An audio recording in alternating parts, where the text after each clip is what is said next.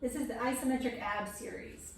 We're going to bring the thigh bones up so that they're straight up and down. The lower legs can really hang out wherever they want to. They don't have to be on tabletop here. Hands go onto the thighs just above the knees. You're going to push your hands into your thighs and your thighs into your hands with a lot of effort. So I always say about 70-75% of your effort. You're going to hold this as long as you can. I like people to get up to 30 seconds to a minute.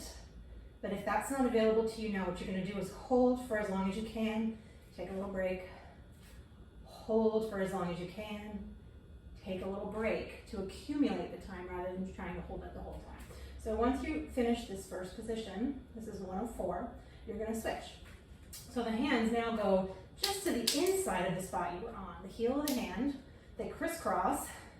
Still, the shins can be nice and loose. And then you're going to press. Again, hands into thighs, thighs into hands. And now you've got this nice diagonal line going. Just going to get your obliques and your inner thigh muscles a little bit too. And again, holding 30 seconds to a minute or accumulating time with shorter holds. So hold for 5, rest, hold for 5, hold for 10, whatever works for you. That's number 2, all right? Number 3, 2 options. Hands go behind thighs. You pull the thighs against the hands and you pull back with your hands. I get cranky wrists, so I like to use a band. So you can use a band, a strap, a towel, whatever you got, behind your thighs so that you're pulling here. So thighs are reaching away from me while I'm pulling back with my arms. Trying to keep the tension in my arms and out of my shoulder. So holding this again, 30 seconds to a minute or shorter bursts. So that's number 3.